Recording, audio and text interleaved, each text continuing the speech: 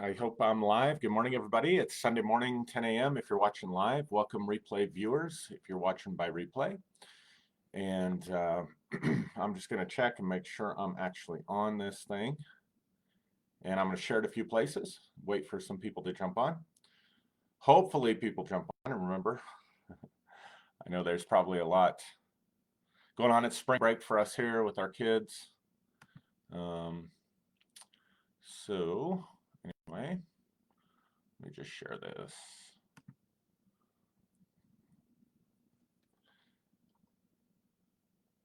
And like I said, make sure that I am on.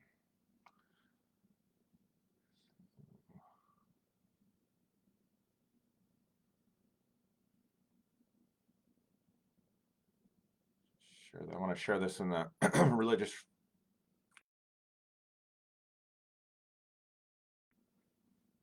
So we're going to go down the rabbit hole a little bit more today. If you caught my last, I don't know, I think few episodes, I've been talking a little bit about perception and how what we perceive is not necessarily reality. We're going to go a little bit deeper into that on this one. Hey, Robert. Hey, Jackie. Good morning and good day to you, Robert. Good to see you both. So yeah, so we're going to go a little bit further down the excuse me. Sorry, we're going to go a little bit further down the rabbit hole. So if you remember, I did a talk, did one of these Facebook Live things a couple weeks ago where I talked about Professor Donald Hoffman, who is a perceptual psychologist who specializes in perception and how the brain creates the reality for us that we are experiencing, that we don't necessarily, in fact, he says we absolutely don't experience the world as it, our senses, our sense of touch,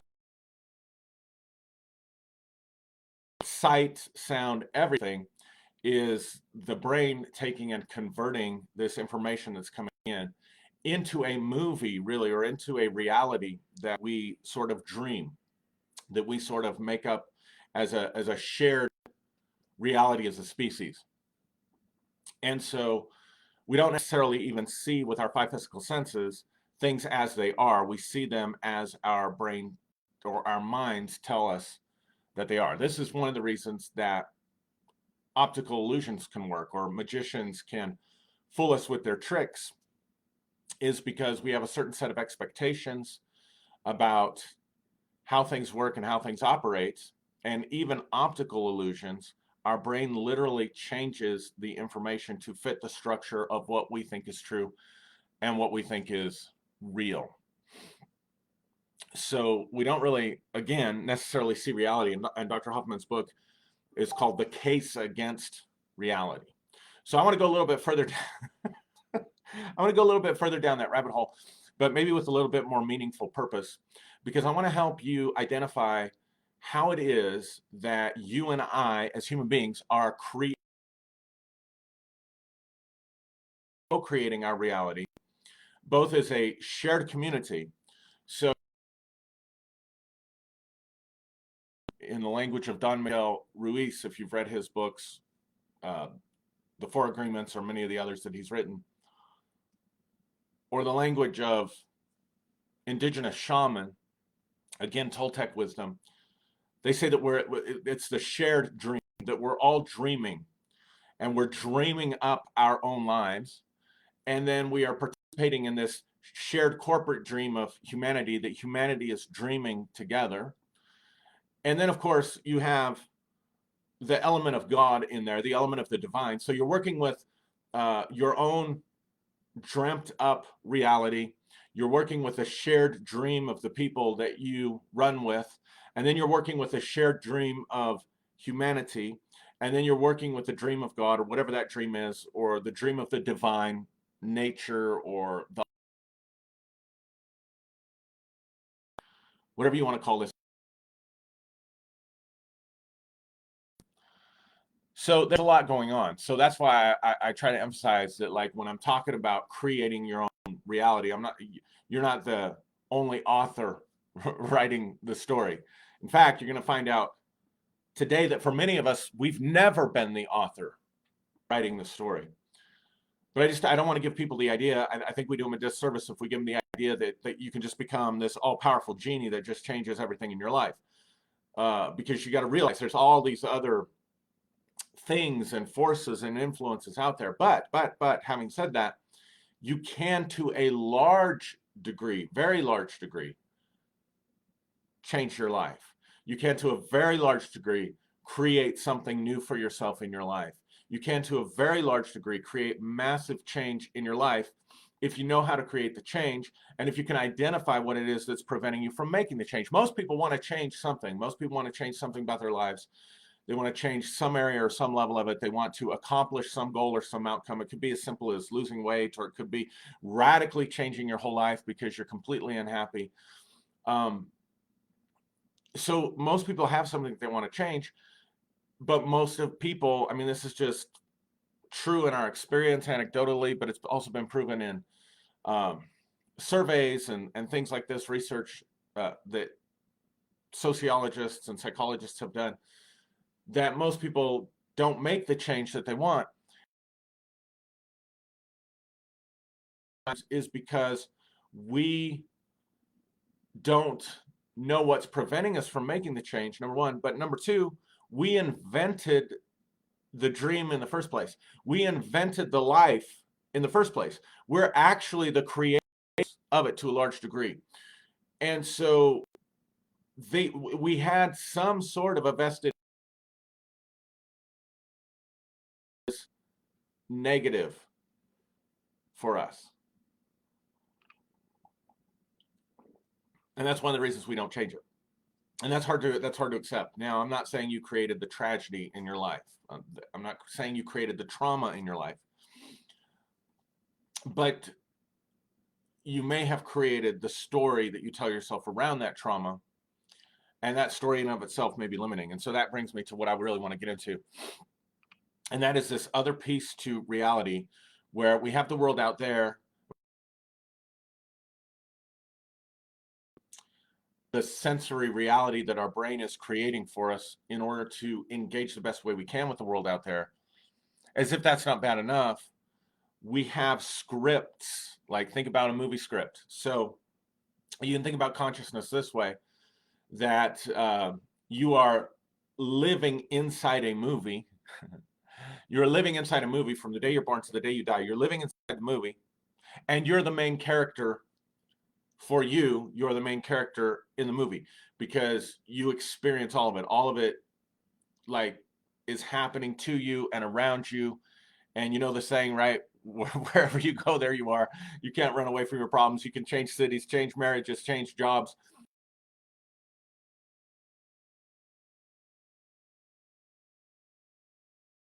Create the same scenario.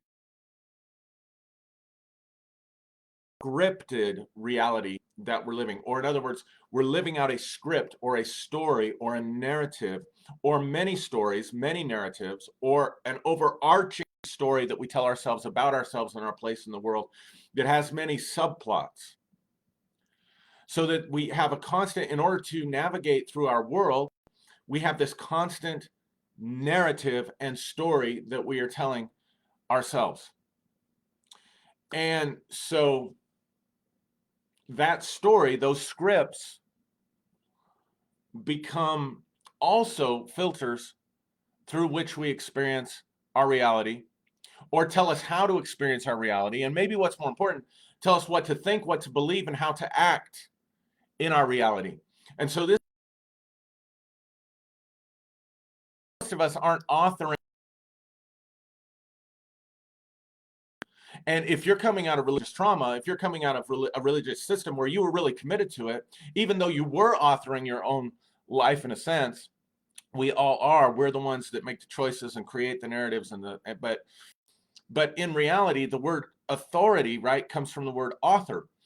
And so in religion, we're told to give up our authority. We're told to give up the authoring, if you will, of our own story and our own narrative, and to submit to the authority or the authoring of someone else.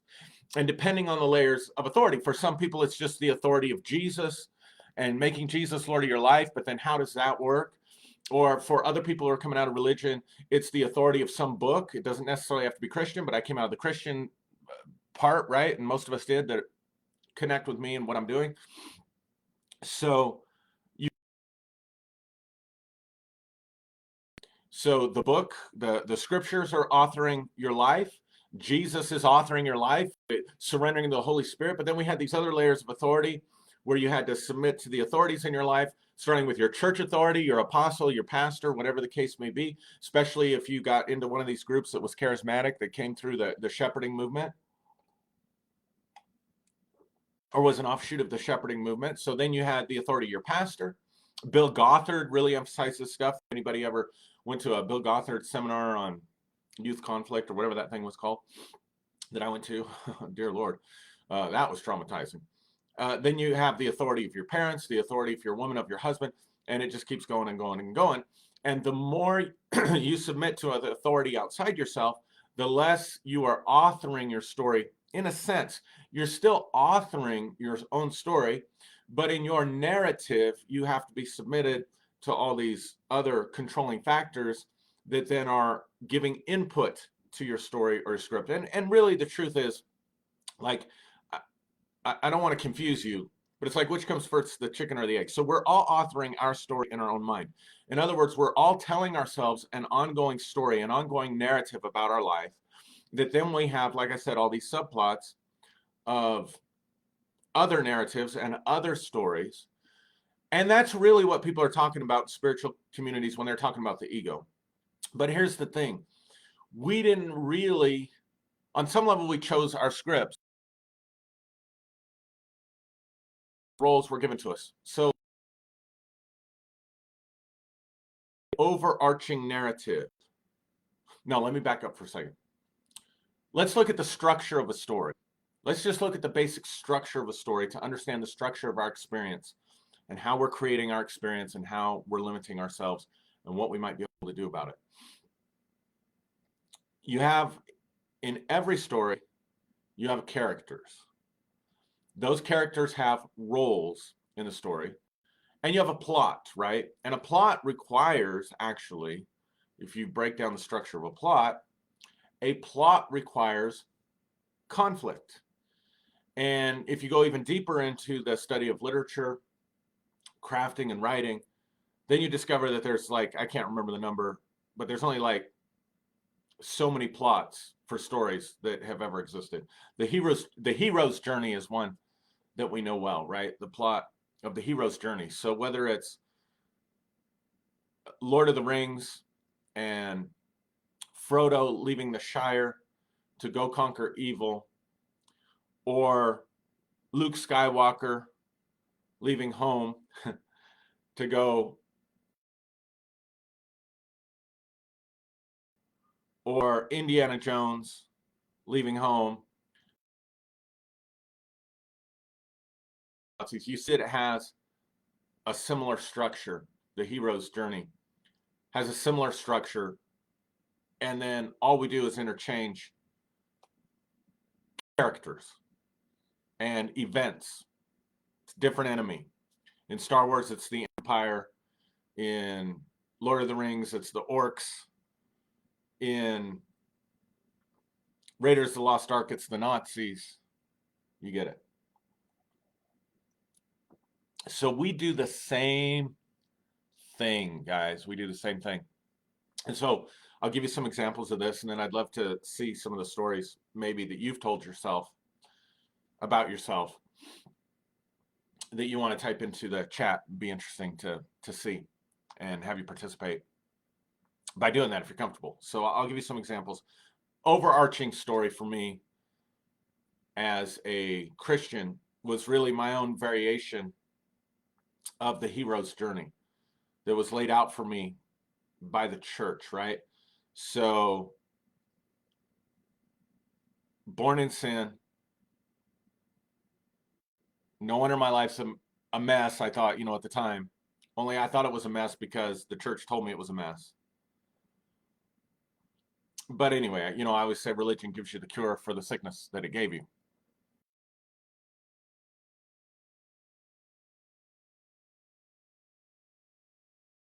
found Jesus. With finding Jesus Christ, I found my place in the cosmos as a son or a daughter of God, seated in heavenly places in Christ Jesus. Then I found a calling. I found out I was good at communicating, teaching, and preaching, and had a lot of the gifting that would fit with ministry. In fact, every time, even to this day, when I take the Myers-Briggs personality assessment, minister is one of the first things that comes up. Counselor is one of the first things that comes up. Writer, author, those kinds of things. So I'm right in line with my personality and with who I am. So it's easy to see then how teaching a Bible study, teaching a Sunday school class, I began to be recognized by the authorities, other pastors, other ministers, other elders in my life who recognized you have a calling on your life. So now I have a calling. See how I'm telling a story? So I go to Bible college, I start in ministry, and where our goal is to touch the world for Jesus, to be involved in reaching our community and in reaching the nations. And I did a lot of that for 20 some years. So I was the hero oftentimes in my own story, my overarching thing. I was the hero in my own story because we were out saving the world. We were out bringing healing. We were out doing all this kind of stuff. And it got to be too much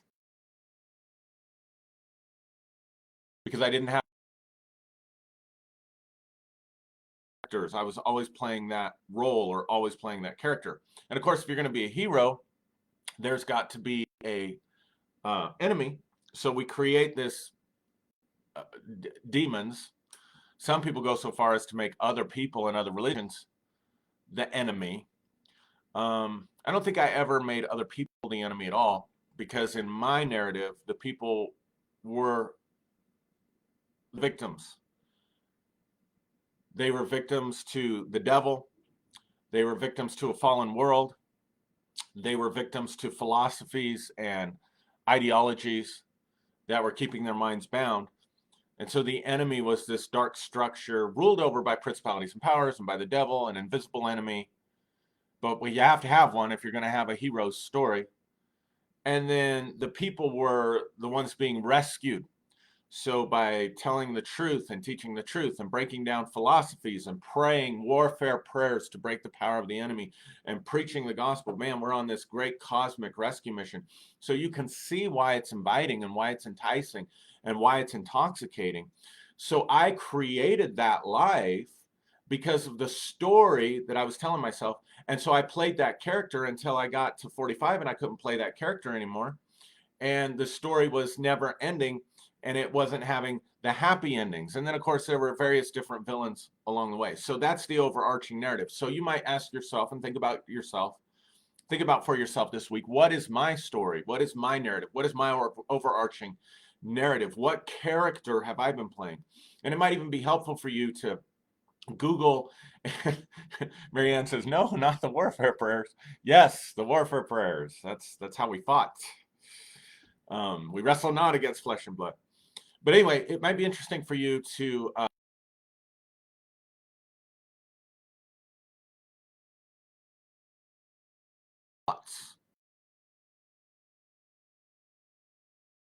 and I'll talk about some more before we're done, and find out which story are you living. And then it'll be interesting to see how you took the events of your life and structured yourself into that story.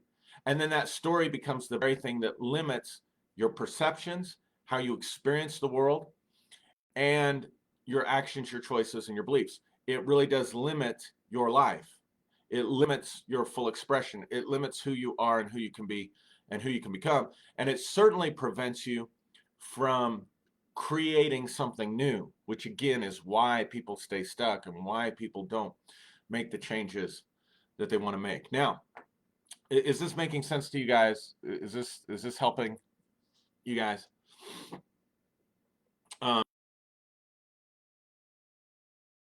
Chris, on my screen. So let's look at some smaller stories because well, let's look at for women. So men maybe are more prone to the hero story, but for women, perhaps some women fall into the Cinderella syndrome. Cinderella being feeling put down, feeling like you don't measure up. You know, she's the ugly stepsister, feeling rejected, feeling like life has turned you into the servant and the slave of life or of everybody else. And then one night there comes a fairy godmother. So you've got this idea that you are put sort of this self-rejection. Men can do this too. Put sort of this self-rejection thing on you, where you feel helpless. You feel like everybody else's servant. You just feel like life's dumping on you. A lot of people who are traumatized will feel this way. So along comes the fairy godmother who turns you into the most beautiful woman, that sees the beautiful woman, beautiful man, whatever, but since we're dealing with women, sees the beautiful woman that you are, because women can do the hero's journey too, just as easily as the men. Just trying to show you how society is kind of giving us these roles, right? So then you get to be the belle of the ball, you know, and the prince, the most powerful and important person in the land, recognizes your true beauty. But suffering from the imposter syndrome, when your moment comes, you think your moment's finally going to come, when you're finally going to be recognized for who you are by somebody else. Imposter syndrome, because at midnight you're going to turn back into, you know, your clothes are going to turn back into rags, and your coach is going to turn back into a pumpkin. So you go running off at midnight because you don't want to be discovered for who you really are, and you leave the glass slipper, and the prince goes to and fro throughout the kingdom until he finds you, and the glass slipper fits, right? And you run off into happily ever after. So you have that story. Similar version of this for men might be the Lion King. So in the Cinderella story, the villain is the evil stepmother, the evil stepsisters. You're the in the Lion King, Scar is the villain. In the Cinderella story, it's the fairy godmother and the prince. In the Lion King story, it's I can't remember her name. Anyway, his lover.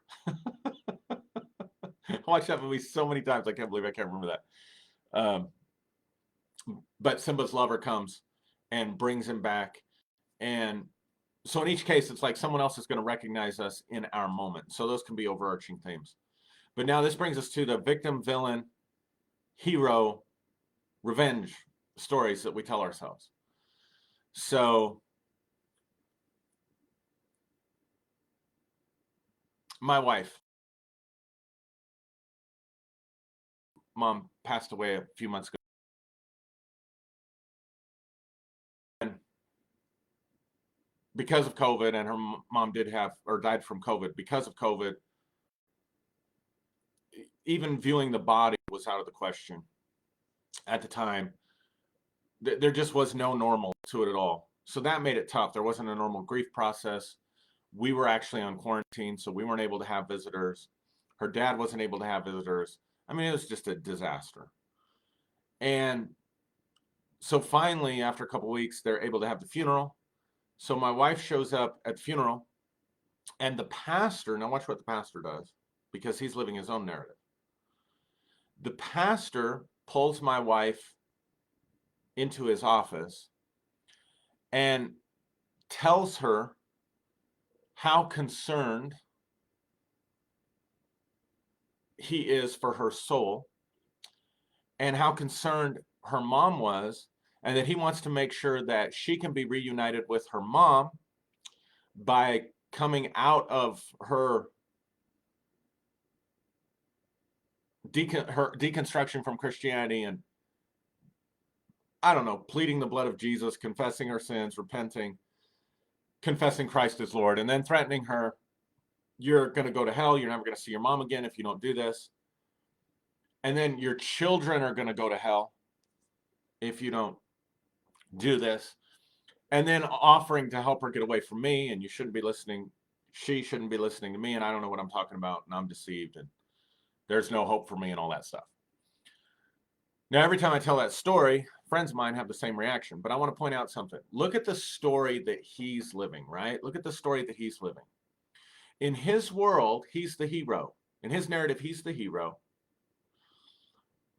My wife, her family, meaning her children, her mom, my wife, are the victims because they're deceived. And I'm the villain because I'm the one who's responsible for the deception, even though my wife deconstructed before I did. It's the truth of the story, but you can see how his narrative was running. And he was the hero to sweep in and save this poor helpless woman. So look at all the scripts. He's almost seeing her as Cinderella, as the helpless poor woman. He's seeing himself as the big hero. He's seeing me as the big enemy. Now we experience the same event. And see, you're saying horrible, how dare they, and all that stuff. So now look what just happened. So the script flips from our perspective. We are doing just fine, going about our business. My wife's the victim. She's in a weakened state. She's in an emotionally vulnerable state. She goes into the funeral and she's spiritually and emotionally kidnapped and accosted and injured and wounded. So now in this narrative, the pastor is not the hero, the pastor is the villain. In both scenarios, my wife was the victim, but in this case, the pastor was the villain. And I heard about it, and guess what I was going to do? I was going to.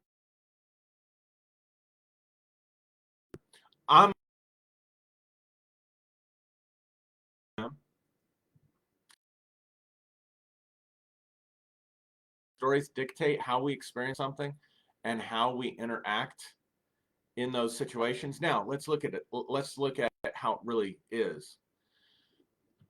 At the end of the day, guys, our lives are a series of events that take place that are not connected to each other in the way that we think they are. So there are facts, and then there are the stories that we tell about the facts, so that we jump up a level in our cognition from the experience of the event to the story that we tell ourselves about the event, to the stories that we tell ourselves to connect the various different events like a string of beads together. So if you think about a string of beads, the thread is the underlying overarching narrative of our lives. And then we take one pearl, an event is the event that happens, and we string it into our story, and we tell ourselves a story about that event. Then another event happens and we string it, and then we have stories that connect our stories. Did I lose you on that? I hope not. So here's the fact of the matter.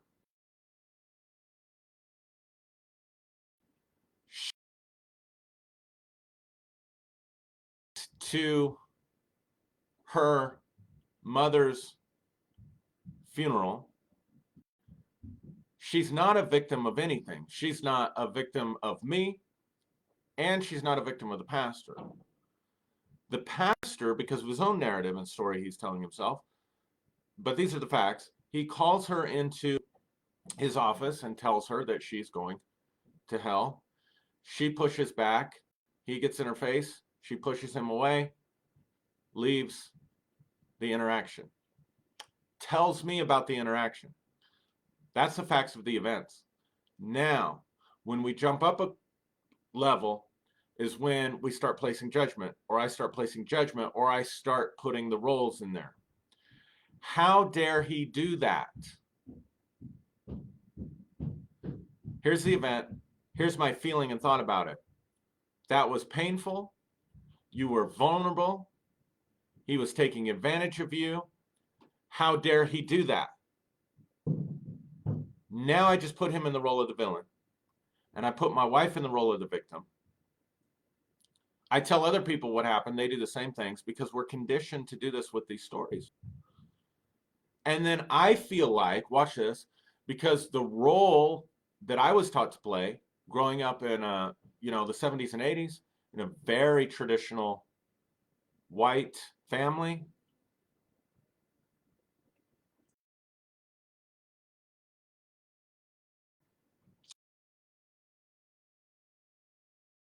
to stand up for my wife, to take down the enemy, which in this case was the pastor. So I'm going to take down the enemy. I'm going to go and I'm going to argue with him and show him how little he does know and show him how much superior I am.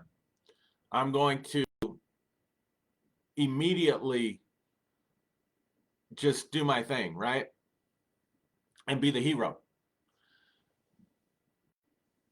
So then you see what I did. I made her the victim. I made him the villain.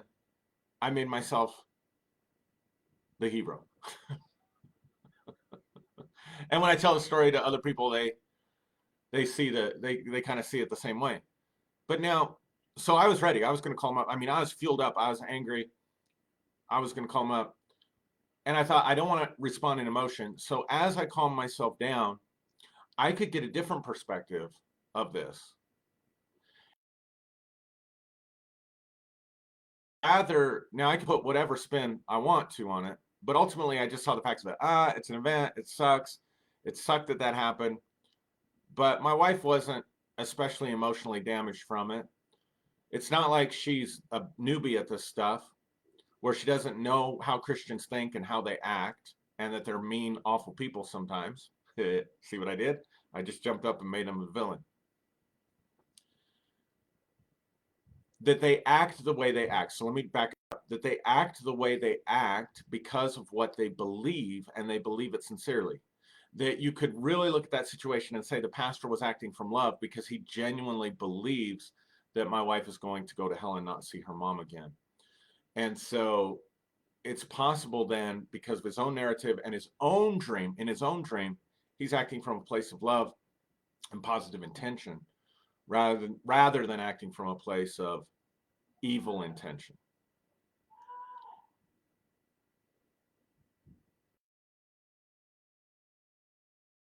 So I'm just going to keep going, and hopefully when it's over and posts, hopefully it'll be good. And if there's a problem, for some of you, you can come back later and watch it. So do you see how he could be? So we could frame it that way. And then she wasn't really hurt. She stood up to him. When she stood up to him intellectually, he got kind of close to her without a mask during the pandemic, at the highest point of the pandemic in our county, by the way. So she gave him a shove on the chest. He's an older little gentleman. She gave him a shove on the chest and walked out. So she rescued herself. She stood up for herself. And there was no need for victim. He wasn't really a villain. So see, you could experience that whole thing as facts without telling yourself the story and saving yourself a whole lot of pain. So if I'd have stepped into the hero role, which compulsively I would do oftentimes before I was aware of what I was doing, if I would have stepped into the hero role, I would have reinforced the strength or given strength and power and energy to something that had no strength, power, or energy. My wife wasn't that hurt to begin with. I was just offended. I mean, she was hurt, don't get me wrong, but she was more hurt by the death of her mom than anything that pastor said or did. So it wasn't even a big issue at the moment. She didn't need me to defend her. So if I'd have jumped in, I would have reinforced the narrative that women need a husband to cover them, to protect them, to be their hero, which then puts her in the weak victim role, and it reinforces the Christian narrative about the role of women and the role of men. I would have engaged this guy. Now I would have just become a bigger villain in his narrative, and he wouldn't have been like, oh, you know what, you're right, and I'm sorry. So I wouldn't have been satisfied that I was the hero, because I wouldn't have been satisfied that I won the war. So then he just would have become a bigger villain, and I probably would have come out of that interaction with another victim villain hero story to tell, and you just get stuck in this never-ending loop. Instead, we're just able to look at that. Why we left Christianity. We don't have to think that way and operate that way anymore. And it was freeing and liberating, rather than creating more pain and more drama in our personal dream because of the narratives that we were telling ourselves. Because see, when you're locked into those narratives, and see, society tells you, now, here's the thing. If you don't fulfill the role of the narrative that you've given, we put moral judgments on these. So for example, and I told some of my male friends what happened, and their immediate response was, he's lucky that wasn't my wife.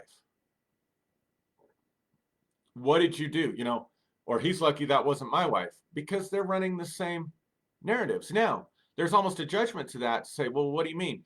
You mean you would have stood up for your wife, or you would have handled the situation for your wife better than I handled the situation for mine? Because then it's almost like you're not a man if you don't stand up in those situations. So now there's a moral judgment on this.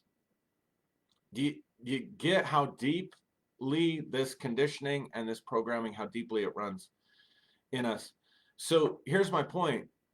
The more we live by the narratives and the scripts and the life scripts and the stories that we tell ourselves and that society gives us and that society tells us that we have to live and fulfill, the more that we do that, the more limited we are at creating the life that we want to live. And this stuff gets in us young. In my family, education was very important. It wasn't even an option to not finish high school. Now, I know people that haven't finished high school and have gone on and lived happy and fulfilled lives. But in our world, if you didn't finish high school, there's a value judgment with that. There's a moral judgment with that. If you're not financially independent, if you go through seasons where you have to depend on someone else's generosity, the government, oh dear Lord, that would be one of the worst things when I was growing up, if we'd have had to be on welfare or that kind of a thing. All part of the narrative. All part of people, let's say you're in an unhappy marriage, divorce is not an option. And loyalty is seen as being heroic. I mean, how many times have we done this, right? How many times have we gone to a 50-year, 25-year, 50-year, let's just take the golden anniversary, the great achievement, the 50-year, and we get all our friends and all our family together, and we have this big party, and people cry, and people talk about how wonderful it is that you're together and that you stayed together, and it's like you made it, like you made it. You made it to 50. It's so rare in this day and age. And it's like you're a hero. And in some cases, yeah, people were together for 50 years and they were just soulmates, or they figured out how to make it work, or they were just in love the entire time. But in a lot of cases, let's just got together and succeeded 50 years. Like, we're really, hey, way to go. Good for you. I know couples like that. But it's heroic, or it's valued, you see? So so a person who believes I've got to make it to 50, every relationship goes through tough times, which it does. I'm not denying that. but you're miserable day after day after day after day after day after day, week after week, month after month, year after year.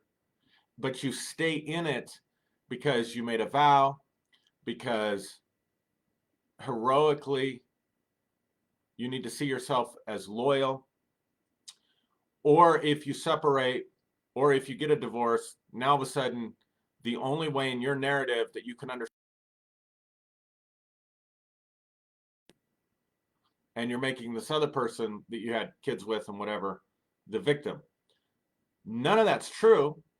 All of that is the narrative and the story that we've created in our own minds.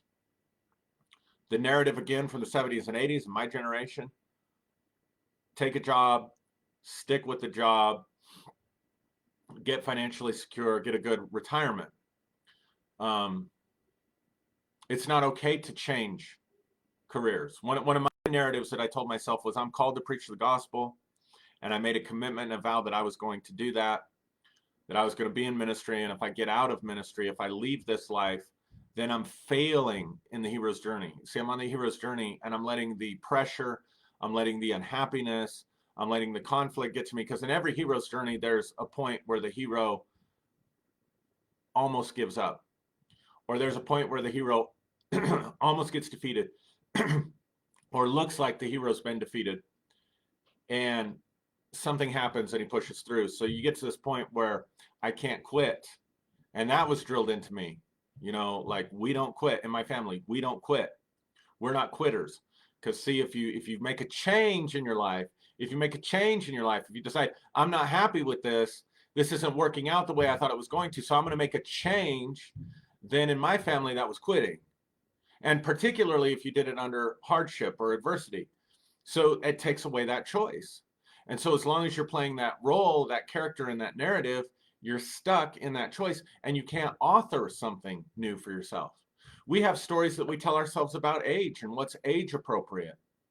So when you're, and here's the point too, like, children don't have stories.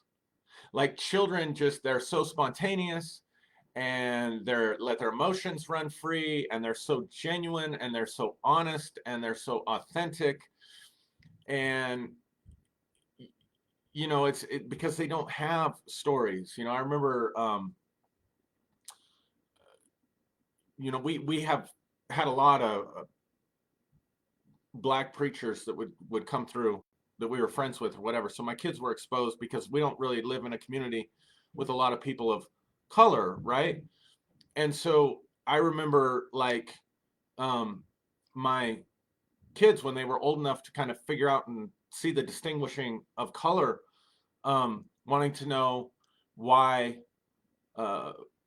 this person had darker skin and what happened to them. Like, did they get, how did that come about? But sometimes those comments, when they're made, right, can be awkward in the moment, because we don't talk about this. We have stories of white oppression and suppression, and a lot of that comes from facts, but they don't know those facts, so they don't know those stories, so they don't know to be awkward in some of these conversations, right? Or if they saw a person that was really overweight, gosh, that person's really fat. They're not making a judgment. Now, if I walked up to somebody and said, God, you're really fat, that's mean, right? That's cruel, that's unkind. But it might also be a fact. The only reason that it's mean and cruel and unkind is because of the stories that we have told ourselves about what it means to be fat in our culture. So there are women that struggle with body issues because they've told themselves a story that if they're going to find Prince Charming, or if they're going to have love, or if they're going to have a good relationship with a good person, then that they have to be thin and trim and fit and gorgeous and beautiful and whatever. And so then, see, kids don't have all that stuff. So kids are just dealing in the facts of things. You see what I'm saying? They're just dealing in the facts of things.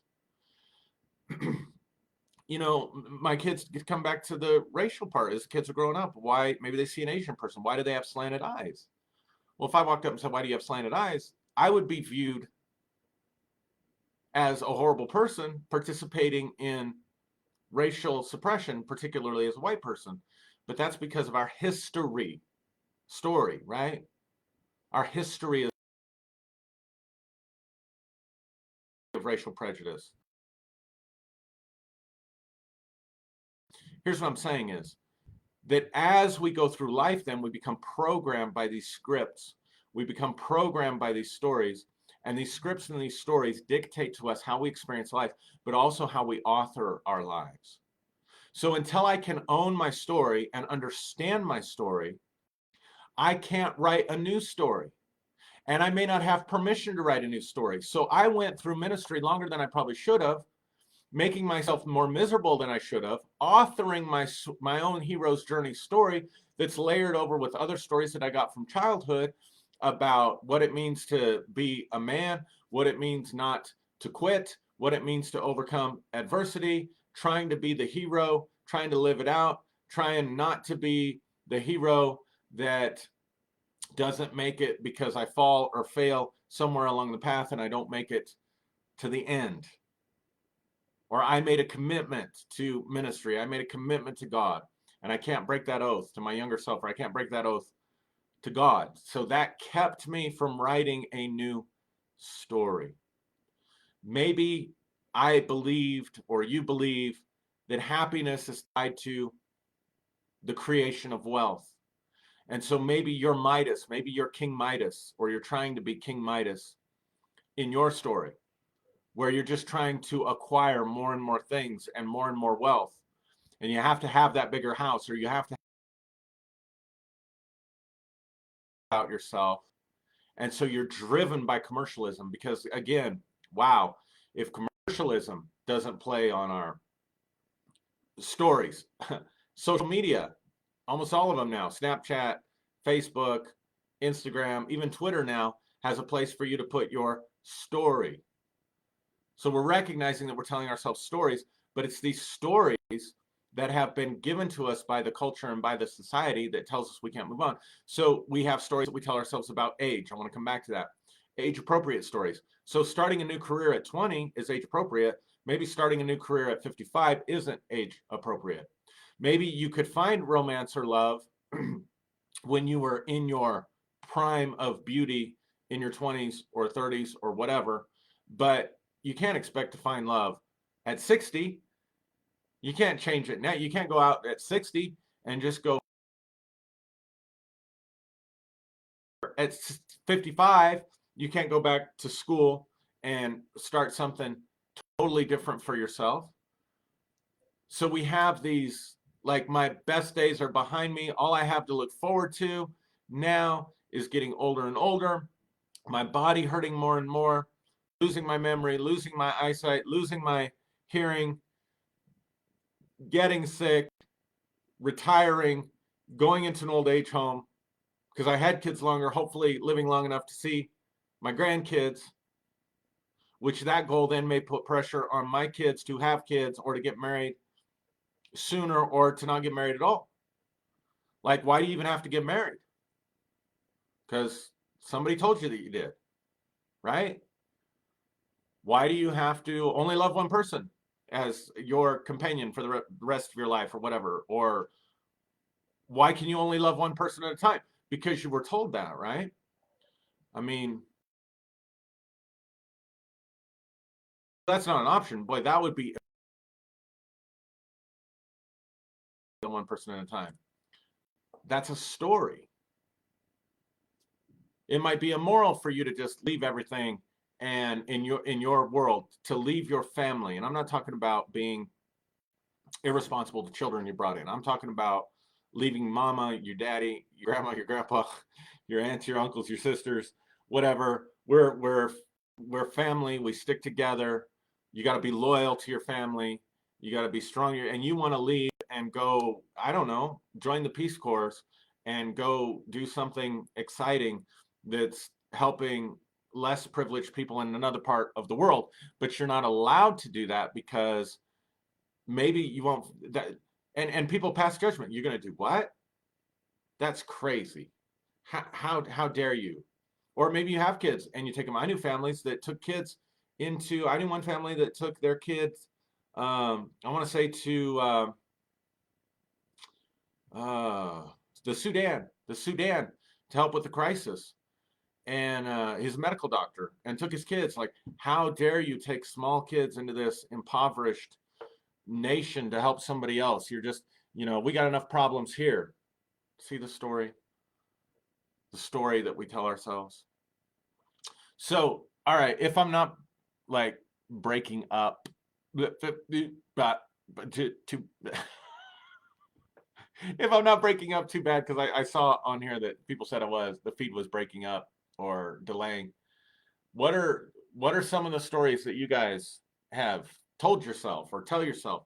Could be little stories like the one I was telling myself with the pastor and my wife on the day of her mother's funeral, or it could be a larger overarching narrative that you've had to fit into. What family stories were you told that shaped who you are? And if you can start identifying those stories, you can change your whole life by realizing you are making that story up. It may have been influenced or given to you or scripted by someone else, but you're the one that agreed to play the part in that story. And you don't have to play the part in you can change the role of who you are in your movie anytime you want to. You can change the narrative, you can change the plot lines, you can change villains into normal extras. I mean, why would I take my energy and turn the pastor into a villain in my story? Probably because I want to like the hero, but why would I do that when he's just an extra? I mean, he's just somebody they picked up off the street and said, hey, you want to be in a movie? Now, but from my perspective, because remember, it's my movie and I'm the main character in my movie. So the pastor is just an extra. Why would I take an extra and give him a lead role or a prominent part or even a cameo in my movie by creating a little scene and a little subplot where he's the villain and my wife is the victim and I'm the hero?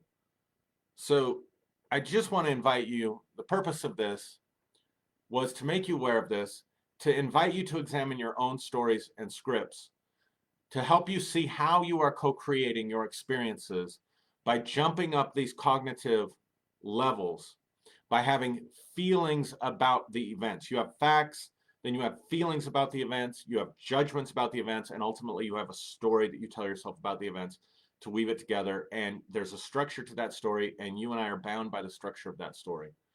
And so I want to invite you to just look at some of the stories that you're telling yourself that may be creating stress for you that's unnecessary, or drama for you that's unnecessary, or unhappiness for you that's unnecessary. And I want to remind you that you're the main character in your movie. So you're the one that needs to